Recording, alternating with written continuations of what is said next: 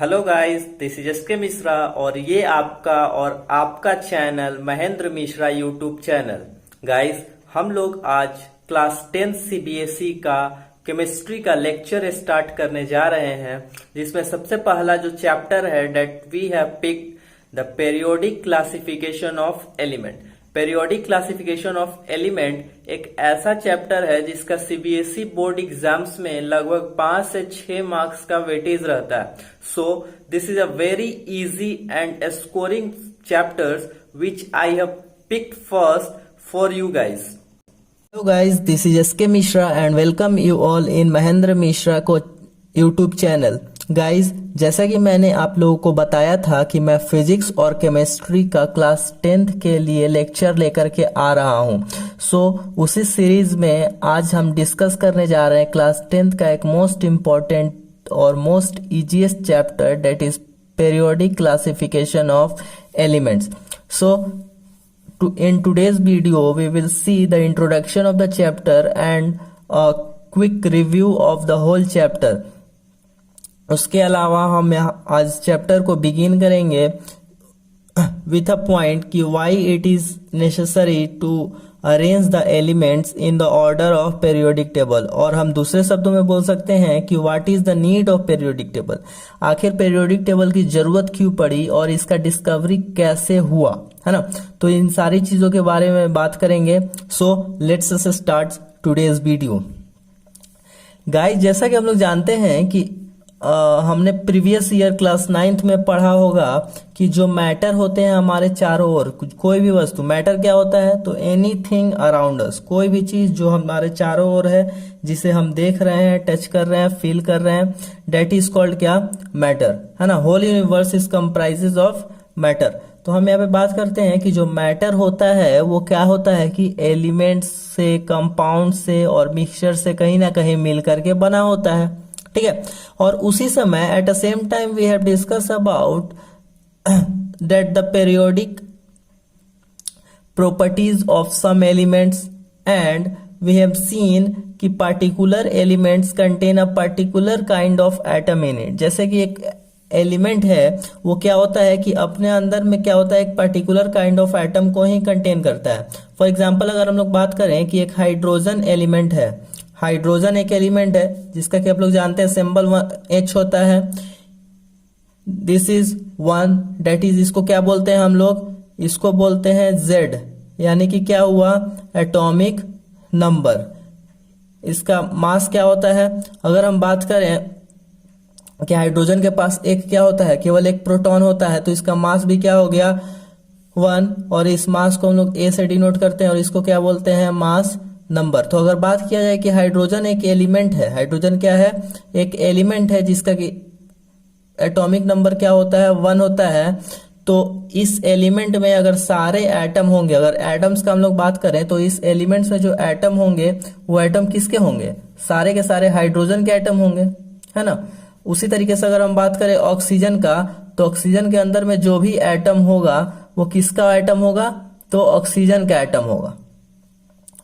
तो उसी तरीके से हम लोग यहाँ पे क्या बोल सकते हैं कि all the elements contains a different kind of atoms in it. A particular element contain particular kind of atoms in it.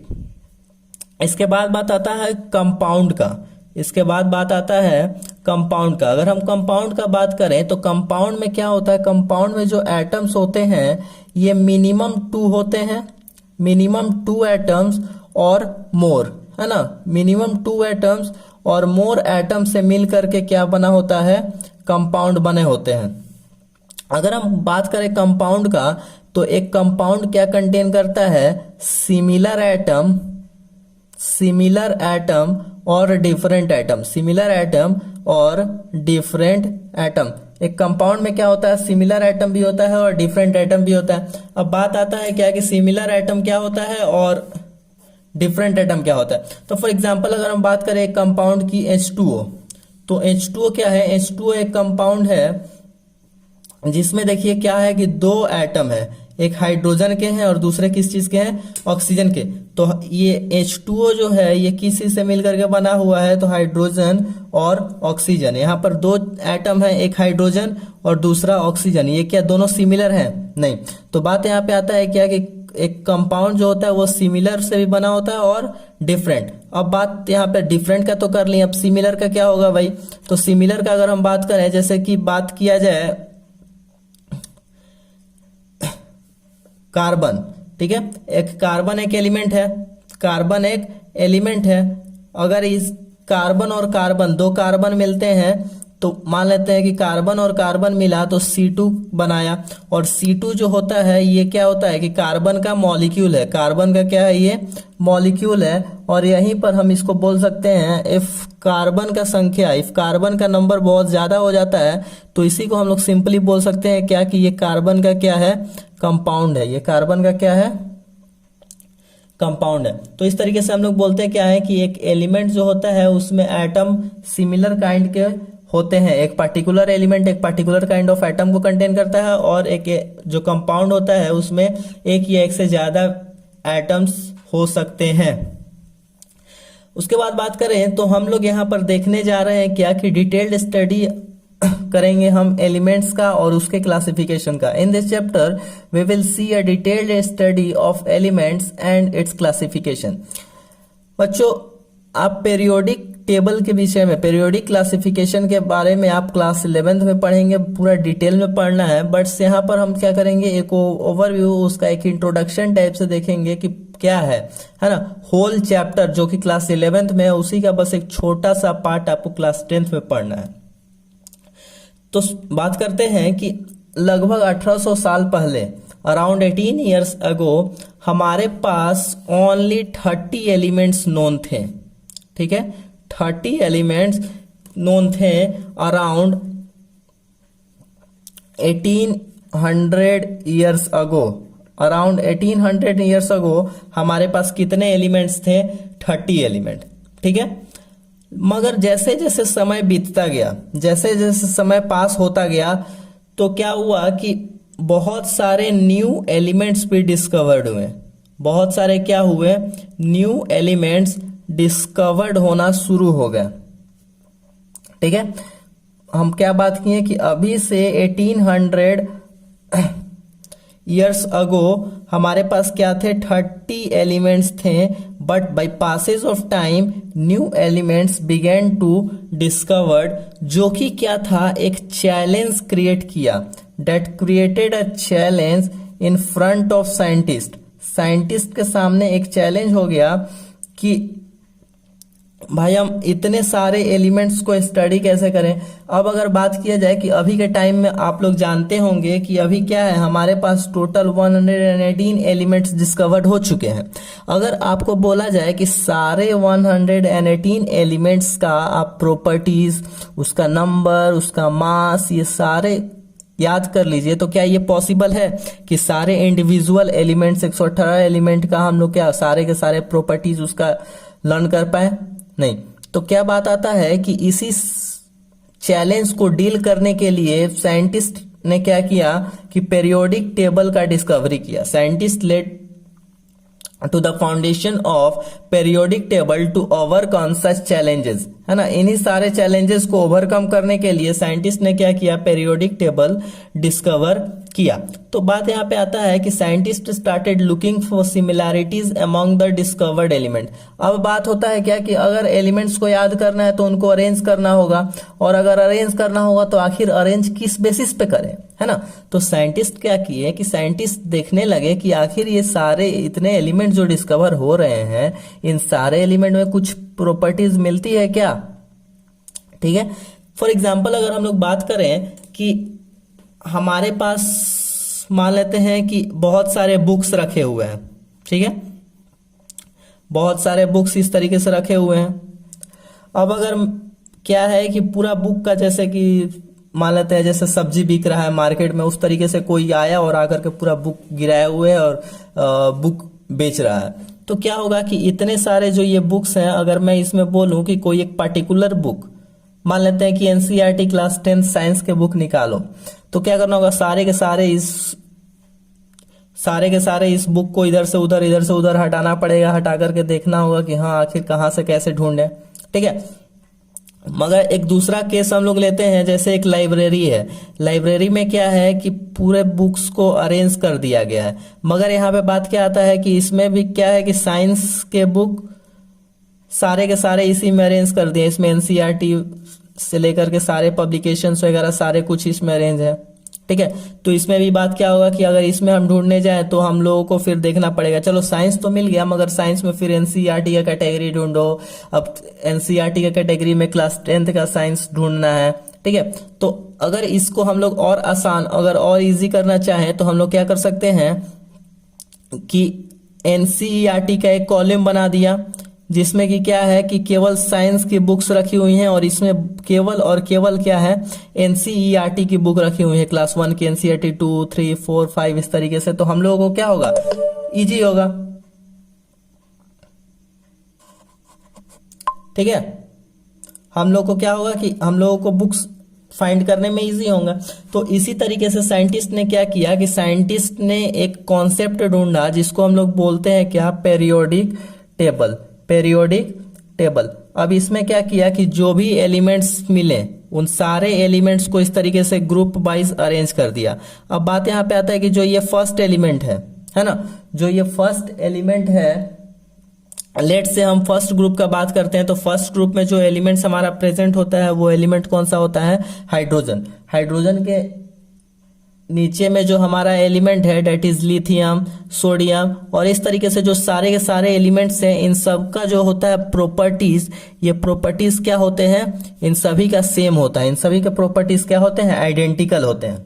ठीक है, तो इस तरीके से क्या हुआ कि अब बात किया जाए कि सारे एलिमेंट्स को अगर लर्न करना है तो मान लेते हैं एक ग्रुप में आपका 7 एलिमेंट्स होता है। ठीक है, तो अगर हम हाइड्रोजन के प्रॉपर्टी को याद है, अगर हमें हाइड्रोजन की प्रॉपर्टीज याद है तो क्या हम बाकी 6 एलिमेंट की प्रॉपर्टीज समझ सकते हैं, है ना। तो इस तरीके से क्या हुआ कि हमारा जो स्टडी हुआ, स्टडी अबाउट एलिमेंट्स, ये क्या हो गए, इजी हो गए। तो क्या हुआ कि जैसे जैसे एलिमेंट्स डिस्कवर होने लगे तो साइंटिस्ट ने नए नए अल्टरनेटिव्स ढूंढना शुरू किया।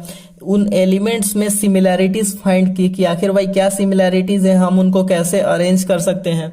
ठीक है, और वो बहुत सारे इंफॉर्मेशंस गैदर करने लगे रिगार्डिंग एलिमेंट्स, और उन्होंने देखा क्या कि हाँ कुछ जो एलिमेंट्स हैं उनमें प्रॉपर्टीज सेम है, उनमें कुछ सिमिलैरिटीज है, और उसके बेसिस पे हम एलिमेंट्स को अरेंज कर सकते हैं। और यहीं से आपका कॉन्सेप्ट डेवलप हुआ किस चीज का, पेरियोडिक टेबल का।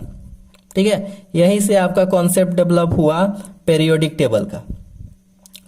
तो अभी तक हमने क्या देखा कि पेरियोडिक क्लासिफिकेशन ऑफ एलिमेंट्स में देखा क्या कि कोई एक एलिमेंट जो होता है वो पर्टिकुलर काइंड ऑफ एटम से मिलकर के बना होता है। एक एलिमेंट में एक ही तरह का एटम होगा, है ना। उसी तरीके से हमने बात किया क्या कि कंपाउंड जो होता है वो एटम्स और मॉलिक्यूल से मिलकर के बने होते हैं। मिनिमम 2 एटम्स और मॉलिक्यूल्स उसमें चाहिए। जो कंपाउंड होता है उसमें सिमिलर और डिफरेंट एटम्स हो सकते हैं, बट एलिमेंट्स में ऐसा नहीं होता है। उसके बाद हमने देखा क्या कि अराउंड अभी से 1800 years ago we have only 30 elements known, but by passage of time we started discovering new and new elements which creates a challenge in front of scientists. ठीक है, तो साइंटिस्ट के सामने वो चैलेंज आ गया, और उन चैलेंज को डील करने के लिए साइंटिस्ट ने क्या किया कि जो जो नए एलिमेंट्स डिस्कवर हो रहे थे उनमें सिमिलैरिटीज फाइंड करने की कोशिश की। और सिमिलैरिटीज फाइंड करते करते करते करते उन्होंने क्या देखा कि बहुत सारे ऐसे एलिमेंट्स हैं जिनमें प्रॉपर्टीज सेम है, उनको एक क्या कर सकते हैं, एक ग्रुप में, एक कॉलम में, एक पीरियड्स के लॉन्ग अरेंज कर सकते हैं, और वहीं से, है ना, क्या कर सकते हैं कि इस तरीके से हमने टेबल बनाया। और टेबल बनाने के बाद क्या किया कि इसमें इस तरीके से एलिमेंट्स को अरेंज करते चले गए। तो एलिमेंट्स को अरेंज किया तो बोला क्या कि ये जो है ग्रुप, इसमें जो सारे के सारे एलिमेंट हो गए उनका प्रॉपर्टीज क्या होगा, आइडेंटिकल होगा। उसी तरीके से ये जो ग्रुप होंगे इनमें जितने भी एलिमेंट होंगे उनका इससे तो डिफरेंट होगा, बट इनका आपस में क्या होगा, सेम होगा, है ना। तो इस तरीके से हमारा कॉन्सेप्ट डेवलप हुआ किस चीज का, पेरियोडिक टेबल का। तो दूसरा बात आता है जो आपका मोस्ट इंपॉर्टेंट क्वेश्चन है, इस क्वेश्चन को आप अभी नोट कर लीजिए, क्या कि why is it necessary to arrange the elements in order. ठीक है, ऑर्डर में एलिमेंट्स को अरेंज करना क्यों जरूरी था, या फिर दूसरे शब्दों में इसको हम लोग ये भी बोल सकते हैं, what is the need of periodic table, periodic table का जरूरत क्यों पड़ा। ये क्वेश्चन बोर्ड्स लगातार पूछते हैं। ठीक है, ये अल्टरनेट ईयर करके क्वेश्चन ये आता ही आता है, आपका शॉर्ट क्वेश्चन में ये आता है, 2 मार्क्स का सीबीएसई में ये पूछा जाता है। ठीक है, आप इस क्वेश्चन को नोट कीजिए कि क्या है, बोल रहा है what is the need of periodic table, आखिर पीरियोडिक टेबल का जरूरत क्या पड़ा, what is the need of periodic table. ठीक है, हम लोग बात करते हैं कि आखिर पीरियोडिक टेबल का जरूरत क्यों पड़ा। तो जैसा कि हमने देखा क्या कि यहाँ पर क्या हो रहा है कि सारे के सारे एलिमेंट्स को एक ग्रुप में अरेंज किए, अगर ग्रुप में अरेंज नहीं करते तो क्या होता, ग्रुप में नहीं अरेंज करते तो क्या होता, नहीं करते तो बाकी हम लोगों को क्या करना पड़ता, टोटल एलिमेंट्स का इंडिविजुअल का क्या करना पड़ता, सारे के सारे इंडिविजुअल एलिमेंट्स के प्रॉपर्टीज, उनसे रिलेटेड सारे इंफॉर्मेशन को देखना पड़ता है ना, और उतने वास्ट इंफॉर्मेशन को याद रख पाना पॉसिबल नहीं है। तो कहने का मतलब क्या है, एक तो हमारे स्टडी को ये क्या करता है, इजी बनाता है। ठीक है, हमारे स्टडी को क्या कर रहा है, इजी बना रहा है और सिंपल बना रहा है, हम लोग बोल सकते हैं। सबसे पहला बात हुआ कि नीड ऑफ पीरियोडिक टेबल में क्या होता है कि हमारे स्टडी क्या हो जाते हैं, इजी हो जाते हैं और सिंपल हो जाते हैं। किसके स्टडी भाई, तो एलिमेंट्स के स्टडी, है ना, पीरियोडिक टेबल के वजह से। उसके बाद क्या होता है, हम लोग इजीली सिमिलैरिटीज को फाइंड आउट कर सकते हैं कि कौन से एलिमेंट्स सिमिलर हैं। ठीक है, इन सिमिलैरिटीज को फाइंड कर सकते हैं, है ना। तो इस तरीके से क्या होता है कि आपका ये जो क्वेश्चन आएगा तो इसमें आप यही बात बोलेंगे, क्या यही 2 पॉइंट को आपको याद रखना है कि it makes our study easy and simple about the elements and by the use of periodic table we can easily find similarities among the discovered elements. ठीक है, आई होप यहां तक की बात क्लियर होगी। अब इसके बाद बात करते हैं कि आखिर पीरियोडिक टेबल आया तो इस अभी के समय में जो हम लोग पीरियोडिक टेबल देख रहे हैं, मॉडर्न पीरियोडिक टेबल, क्या ये एक बार में मॉडर्न पीरियोडिक टेबल आ गया, नहीं।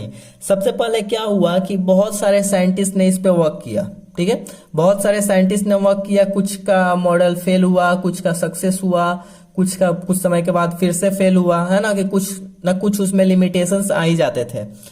बट यहाँ पे बात करते हैं कि आखिर ये डिस्कवरी स्टार्ट कैसे हुई, आखिर एलिमेंट्स का डिस्कवरी हुआ कैसे। तो सबसे पहले एक साइंटिस्ट थे ए.एल. लेवोइजियर, क्या, ए.एल. लेवोइजियर। ठीक है, ए.एल. लेवोइजियर ने क्या किया, इन्होंने क्लासिफाई किया एलिमेंट्स को 2 ग्रुप में, एलिमेंट्स को इन्होंने क्या किया, 2 ग्रुप में क्लासिफाई किया।